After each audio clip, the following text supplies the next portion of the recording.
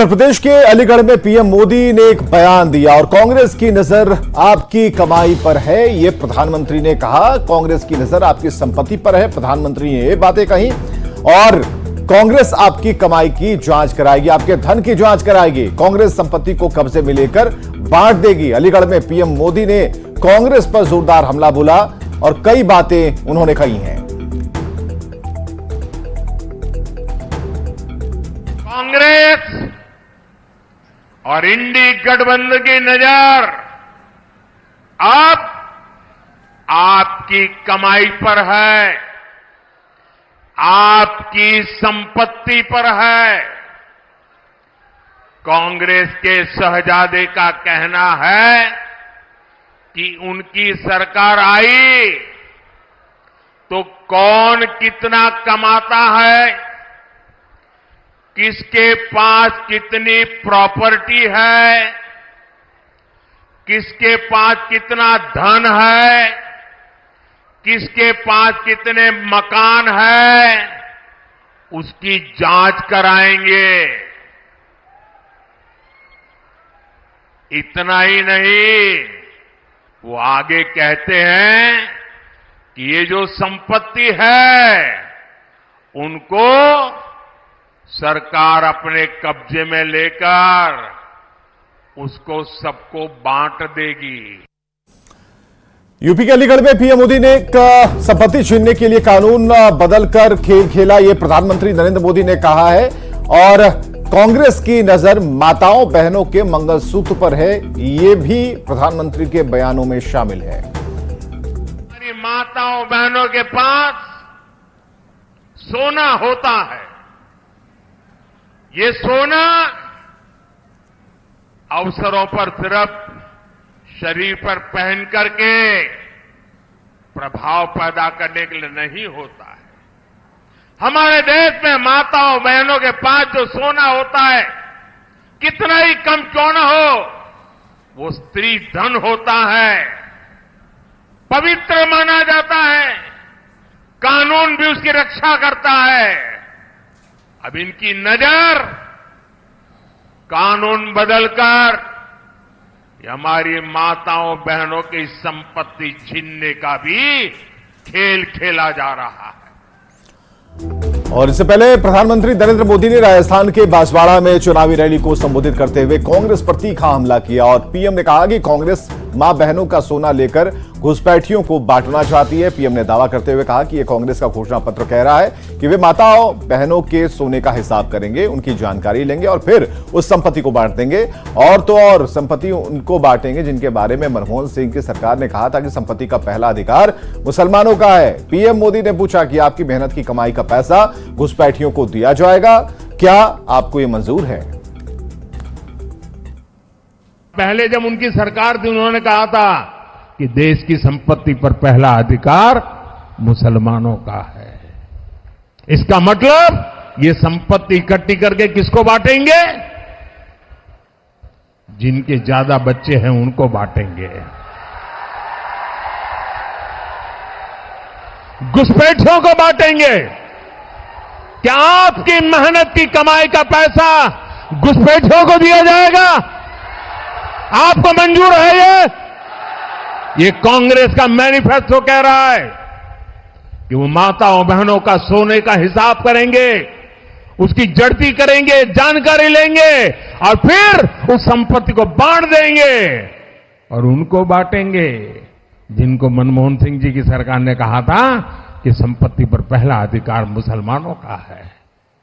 भाइयों बहनों, ये अर्बन नक्सल की सोच, मेरी माताओं बहनों, ये आपका मंगलसूत्र भी बचने नहीं देंगे, यहां तक जाएंगे, मैं कहने आया हूं। अब वामपंथियों के चंगुल में फंसी हुई है। तो हमारे एक मित्र ने उनको पूछा कि आप ये कैसे कहते हैं? तो उन्होंने कहा उनका मैनिफेस्टो देख लीजिए, इस बार का कांग्रेस का मैनिफेस्टो देख लीजिए। कांग्रेस ने अपने मैनिफेस्टो में जो कहा है वो चिंताजनक है, गंभीर है और ये माओवाद की सोच को धरती पर उतारने की उनकी कोशिश है। प्रधानमंत्री नरेंद्र मोदी के बयान पर नेता प्रतिपक्ष तेजस्वी यादव ने आपत्ति जताई। तेजस्वी यादव ने हाथ जोड़कर प्रधानमंत्री मोदी से मुद्दे पर बात करने की अपील की। तेजस्वी ने कहा कि हार देखकर पीएम सांप्रदायिक बात कर रहे हैं, जरूरी मुद्दा छोड़कर हिंदू मुस्लिम और मंदिर मस्जिद कर रहे हैं। इस तरह की बातें हम तो पहले से कहते रहे, जैसे जैसे हार दिखता रहेगा उस हिसाब से ये लोग हिंदू मुस्लिम मंदिर मस्जिद की बात करेंगे। इसलिए आप सब लोगों को समझना पड़ेगा कि इनकी उपलब्धि जीरो है, इसलिए ये फिर कम्युनल लाइन पे ये बातें कर रहे हैं, तो ये बहुत ही गलत बात है। कांग्रेस के मैनिफेस्टो पर बीजेपी ने आरोप पत्र जारी किया। पटना में बीजेपी ने प्रेस कॉन्फ्रेंस कर आरोप पत्र जारी किया। बीजेपी ने कहा कि इंडिया अलायंस का नकली राष्ट्रवाद है। आज राहुल गांधी की कृपा से लालू प्रसाद मुखिया भी नहीं बन सकते। बिहार बीजेपी अध्यक्ष सम्राट चौधरी ने कहा कि लालू प्रसाद का जीवन परिवार के लिए समर्पित है। कांग्रेस ने 55 साल तक राज किया। आरजेडी सरकार में भी कभी चारा खाया तो कभी अलकतरा पिया गया। आरजेडी के शासनकाल के बारे में सभी जानते हैं कि जब बिहार की शिक्षा व्यवस्था चौपट थी, स्वास्थ्य व्यवस्था का बुरा हाल था और इंफ्रास्ट्रक्चर का बंटाधार हो गया था। .इंडिया का जो फुल फॉर्म बनाया है, ये पूरी तरह ये नकली राष्ट्रवाद दिखाने का प्रयास है। ये भारत को तोड़ने वाले संगठन के लोग हैं। कटिहार में गृह मंत्री अमित शाह ने आरजेडी पर हमला बोला और कहा कि लालू प्रसाद बिहार में जंगल राज लेकर आए। इस पर नेता प्रतिपक्ष तेजस्वी यादव ने गृह मंत्री अमित शाह के बयान पर पलटवार किया और अमित शाह को सलाह दी कि वो सत्तू पिए, इससे शरीर ठंडा और दिमाग शांत रहता है। अमित शाह कह रहे हैं कि जंगल राज वापस आ जाएगा। अरे अमित शाह जी आए बिहार तो सत्तू पिए, सत्तू पीने से शरीर ठंडा और दिमाग शांत रहता है और बिहार के बारे में ज्यादा जानकारी प्राप्त कर सकते हैं। चूंकि आपके पिता जब कैदी नंबर 3351 के रूप में कोटवार जेल में निवास कर रहे थे, प्रवास कर रहे थे, तो सत्तू का बेहतर इस्तेमाल किया था। माननीय हेमंत सोरेन उसका इस्तेमाल करते हैं, अरविंद केजरीवाल जी भी, क्योंकि पूर्वांचल के लोग दिल्ली में बहुत रहते हैं तो सत्तू का अनुभव उनको है। लेकिन जेल की सलाखों के भीतर सत्तू पीना, सत्तू का अनुभव करना, यह जेल का अनुभव है जो जिसकी विरासत आपको मिली है। तेजस्वी यादव के सत्तू वाले बयान के बाद अब बीजेपी की तरफ से अलग अलग प्रतिक्रियाएं आनी शुरू हो गई हैं। बीजेपी विधायक संजीव चौरसिया ने सत्तू पीते हुए तेजस्वी यादव पर हमला बोला। जो सत्तू बिहार की संस्कृति, गरीबों की पहचान है, वो उस प्रकार के मजाक उड़ाने का काम करते हैं। ये उनकी पहचान तो है, उनके परिवार का भी पहचान है। आज बिहार का विकास पर बात करने के बजाय ऐसे ऐसे अनर्गल बयान देकर वो स्वयं आपको चाहते हैं जनता के बीच में स्थापित करना। सीएम नीतीश कुमार दूसरे चरण के चुनाव प्रचार में जुट गए हैं और इसी बीच सीएम ने बांका में जनसभा को संबोधित किया और जेडीयू उम्मीदवार गिरधारी यादव के पक्ष में वोट की अपील की। सीएम ने कहा कि हम लोग काम करने वाले लोग हैं और बीच में हमने कांग्रेस और आरजेडी को काम करने का मौका दिया, लेकिन इन लोगों ने गड़बड़ किया। अब आज का जो खिलाफ में चुनाव लड़ता है तो कोई हो, हम लोग तो उन लोग को छोड़ दिए। हम तो शुरू से भाजपा हम लोग एक साथ थे, आज से नहीं, 1995 से। बीच में 2 बार हम थोड़ा ही कांग्रेस वाले को और इन लोगों को जो मौका दे दिए हम, आप बताइए कितना गड़बड़ सड़बड़ काम किया। एक बार हम छोड़े, फिर मौका दिया तो फिर हमको छोड़ना पड़ा। भागलपुर के कहलगांव में सीएम नीतीश कुमार ने जेडीयू प्रत्याशी अजय मंडल के पक्ष में चुनाव प्रचार किया। सीएम नीतीश ने अपने कामों को गिनाया। नीतीश ने यहां लालू परिवार और गांधी परिवार पर निशाना साधते हुए परिवारवाद का मुद्दा उठाया। नीतीश कुमार ने कहा कि वो सिर्फ अपनी पत्नी, बेटे और परिवार के बारे में ही सोचते हैं, तो कांग्रेस पर निशाना साधते हुए कहा कि कांग्रेस पार्टी में लंबे समय से एक ही परिवार के लोग उच्च पदों पर हैं और पार्टी चला रहे हैं। सीएम ने दावा किया कि बिहार में 40 और देश में 400 से ज्यादा सीट पर एनडीए गठबंधन की जीत होगी। बिहार की सेवा की है, आपने बिहार की तस्वीर बदल दी है। बीच से थोड़ा स्पेस। विजय चौधरी जी साहब रो भी हार्दिक स्वागत है, वंदन से, अभिनंदन से। बीच में 2 बार किसी को दे दिए, लेकिन वो गड़बड़ किया, उसको हटा दिया।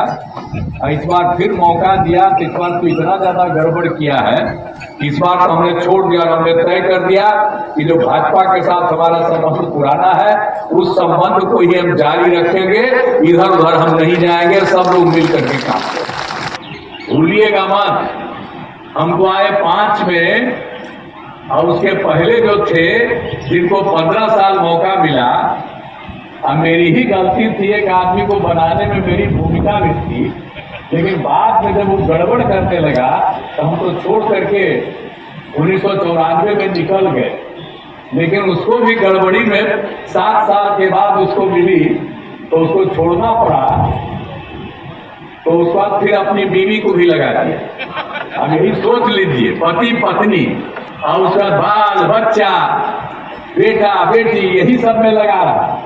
यही कोई तरीका है? कौन काम किया जी? आप जरा सा याद करिए कि शाम में कोई घर से बाहर निकल पाता था, ये हालत थी। सारण सीट से आरजेडी उम्मीदवार रोहिणी आचार्य का जनसंपर्क अभियान जारी है। कई जगहों पर महिलाएं रोहिणी आचार्य को खोशा देकर सम्मानित कर रही हैं। लोगों के इस प्यार और समर्थन को देखकर रोहिणी आचार्य काफी खुश हैं।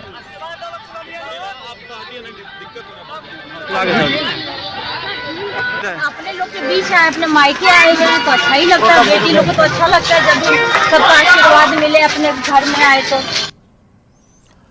पूर्णिया में 26 अप्रैल को वोटिंग होने वाली है और वोटिंग से पहले नेताओं के बीच जुबानी जंग तेज हो गई। पूर्णिया से जेडीयू उम्मीदवार संतोष कुशवाहा ने निर्दलीय उम्मीदवार पप्पू यादव का नाम लिए बगैर निशाना साधा।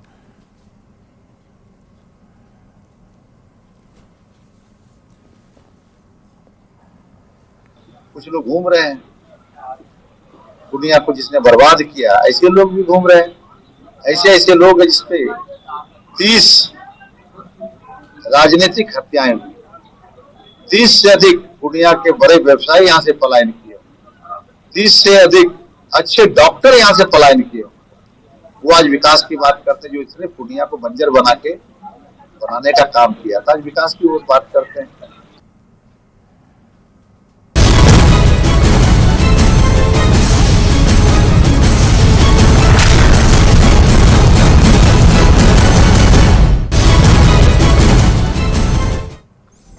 बीजेपी के पूर्व प्रदेश उपाध्यक्ष विशेश्वर ओझा हत्याकांड में आज कोर्ट ने अपना फैसला सुनाया है। कोर्ट ने 2 लोग को आजीवन कारावास और 5 को 10-10 साल की सजा सुनाई है। पूरे मामले पर विशेश्वर ओझा के बेटे से खास बातचीत की हमारे सहयोगी चंदन कुमार ने।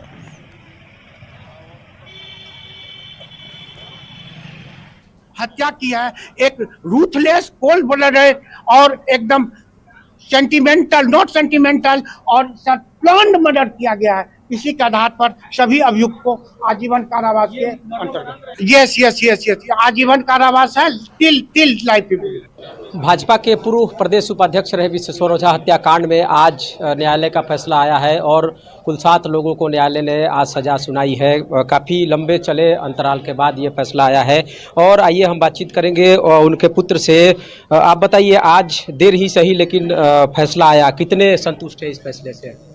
ये संतोषजनक फैसला है। न्यायालय का चूँकि फैसला है, इसका हम सभी सम्मान करते हैं। पिछले डेट पर कुछ आरोपियों को सबूत के अभाव में बरी कर दिया गया था। इसका मुख्य कारण था कि इस केस से जुड़े हुए हमारे गवाह थे, स्वर्गीय कमल किशोर मिश्रा जी, जो इस केस के स्वतंत्र गवाह थे, उनकी भी हत्या कर दी गई थी गवाहों को डराने धमकाने के नियत से। इसका परिणाम हुआ था कि बहुत से गवाह टर्नअप नहीं हो पाए थे और साथ ही राजनीतिक दबाव के तहत उसमें पुलिसिया जाँच को भी प्रभावित किया गया था। इसके परिणाम स्वरूप आप देखेंगे इस केस के अगर बारीकी से आप आकलन करेंगे तो जिन जिन लोगों का नाम पुलिस ने अपने अनुसंधान में डाला था उनको सबूत के अभाव में कहीं ना कहीं कोर्ट से राहत मिली है। लेकिन ठीक है, और जो सजा आज मिला है, 2 लोगों को उम्र कैद की सज़ा हुई है, बाकी लोगों को आर्म्स एक्ट और अन्य धाराओं के तहत सज़ा मिली है। इसका हम सम्मान करते हैं। हम अपने वकीलों से सलाह लेंगे कि अगर इन्हांसमेंट ऑफ पनिशमेंट का अगर क्लॉज है अगर हाई कोर्ट में, उसके लिए हम क्या कर सकते हैं, उसके लिए भी हम लोग जाएंगे। फैसले से उनके जो परिवार के लोग हैं वो संतुष्ट हैं। हालांकि काफ़ी लंबे चले मुकदमे के बाद ये फैसला आया है और आज कोर्ट ने उन तमाम आरोपियों को आजीवन कारावास की सज़ा सुनाई है। चंदन कुमार, न्यूज़ 18 भोजपुर।